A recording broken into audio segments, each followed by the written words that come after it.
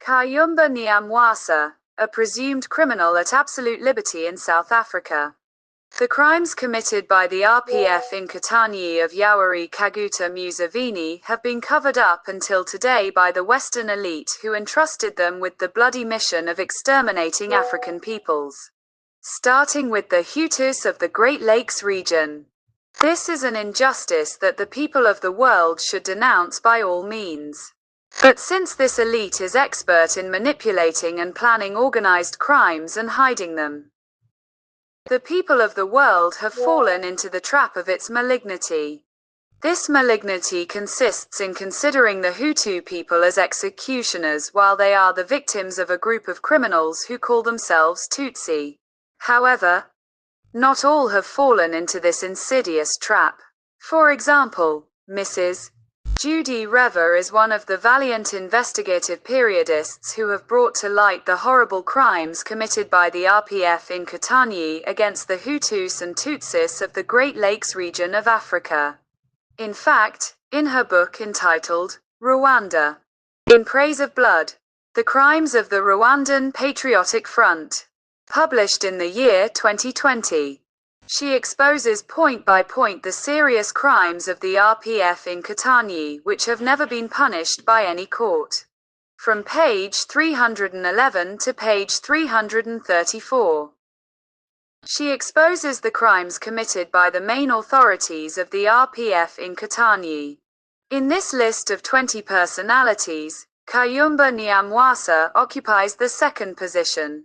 In addition, out of the total of 24 pages that talk about the crimes of each, Nyamwasa prevails over everyone, since his bloody exploits occupy 7 pages.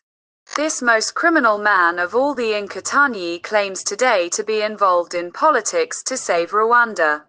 This fearsome criminal dares to speak publicly. He is not ashamed to have the blood of Congolese, Ugandans, Burundians and Rwandans on his hands, on his head and in his eyes, and he dares to appear publicly in the media. If he were a man not formatted by the RPF Inkotanyi killing machine, he would be ashamed to continue speaking publicly. The worst, he claims to be in politics, and he thinks that he is the one who will replace his criminal brother Paul Kagame. May God protect us from both of them. They are murderers without borders, as Michaela Wrong calls them in her book, Rwanda. Assassins Without Borders. Investigation into the Kagame regime. Published in the year 2023. It is therefore also a shame for Mandela's South Africa to allow a criminal like Nyamwasa to live freely in the country, and without being worried by any court in this country which nevertheless claims to fight for justice for the oppressed. Well, the cry of blood of the Hutus and Tutsis of Rwanda cries out to Pretoria to demand justice. The cry of blood of the Congolese cries out loudly to Pretoria to demand justice. Nyamwasa must be arrested and tried in South Africa, or he must be extradited to Kinshasa to suffer the fate of the other criminals who killed the Congolese.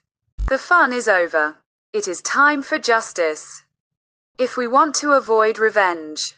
It is said that one day they wanted to assassinate him and they shot badly. And why did Seth Sendashonga, Theonest Lizinde, and so many other people who were assassinated by the RPF not have the chance to be targeted by a clumsy shooter? They could also have escaped. Nyamwasa's case should be carefully examined. Maybe they carried out a simulated attack to change his mission. Through this, the whole world thought that Nyamwasa is an opponent of the Rwandan regime. But this is not true. He is an Inkotanyi assassin disguised as a political opponent. This game must be finished. Let the referee blow the whistle to end this match. Nyamwasa is not an opponent of the Kigali regime. He is a disguised agent of this regime. Let South Africa know this and extradite him to the Democratic Republic of Congo. This man must be the first Inkotanyi to appear before the Congolese justice system.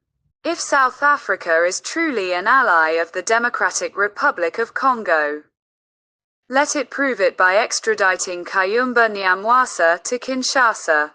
We no longer want to hear this criminal speak publicly about politics. We want to see him sitting in the dock in Kinshasa. Let Constant Mutamba follow this priority issue for the security of the region, since Nyamwasa distracts South Africa or gives it false information.